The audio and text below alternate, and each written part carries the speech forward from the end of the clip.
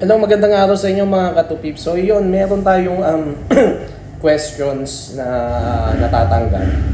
Um, ang tanong po nila, okay lang ba kasi sila ay kulot? Since wala pa po tayo nung curly hair type na toupee, ang ginagamit po natin ay straight hair na toupee. So wala po tayo nung kulot, no? So ang tanong nila, okay lang ba kung yun yung gamitin natin? Yes, pwede po, no? Kasi once nag-toupee po tayo, ang makikita na lang naman po sa tunay nating buhok ay yung sa sides. No, yung sides na lang. So kung kulot po tayo, curly hair tayo, ginugupit naman po, gugupitan naman po natin yan para mag-blend dun sa toupee.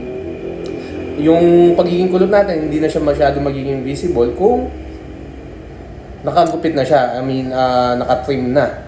And then, naka-blend na siya sa toupee, naka-blend yung tunay nating buhok. Hindi na magiging noticeable yung pagiging kulot natin kasi majority na makikita na ng tao is yung buhok ng ating toupee. So, from kulot to straight ka na. Yan. Meron po tayong best example dyan. Ito po, panoorin niyo po itong video na to nung client natin na siya ay talagang super kulot, no? Pero, after niya mag-toupee, ang sabi niya, ito talaga yung gusto kong buhok. Dati pa. Na-achieve niya sa pagka-install natin ng toupee kasi straight hair na. So from kulot, naging straight si sir. And yun, positive naman yung feedback. Happy si sir. Happy din tayo kasi masaya siya. Panoorin niyo po, ito po yung client na sinasabi natin. Ito po si Sir bago natin simulan yung process ng toupee installation. Kung mapapansin nyo po rito, talagang sobrang kulot ng buhok ni Sir. And sinadya niya naman po na hindi magpagupit. Kasi nagre-ready nga siya para dito sa toupee installation na gagawin natin, in which maganda talaga kung makapal yung sides kapag nagpa-toupee tayo. So ito po yung sinukatan na po natin yung size ng toupee na ikakabit natin kay Sir, and then ready for shaving.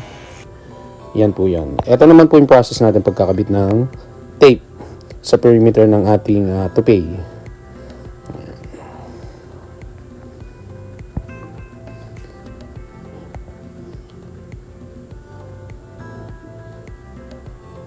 Yan po. And then ang ginagamit po nating tape dyan, yung original na Walker tape. Ito pa rin po yung pag-shave pa lang po ito nung part na kakabitan ng toupee. Ayan, para ma-ready na po. Dapat malinis.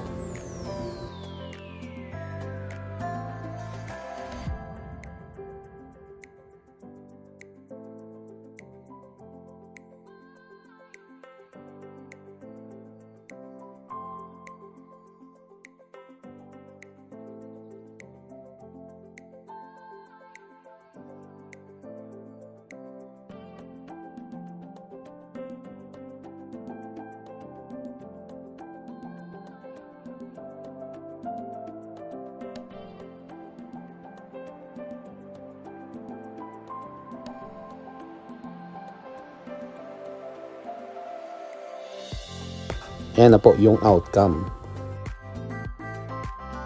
Kung titignan nyo po, hindi na po mananotice na kulot si Sir. Dahil yung buhok niya sa sides ay na-trim na natin or naiksian, nagupitan na. So, kung titignan po siya ng mga tao sa paligid, hindi na po siya mapapansin na siya ay kulot. Dahil majority ng makikita ng tao is yung buhok ng toupee, which is straight hair na po. So, ayan po. Yan yung ating outcome. And syempre, happy si Sir dahil na-achieve niya yung kanyang dream hair. Contact lang po sa mga interested.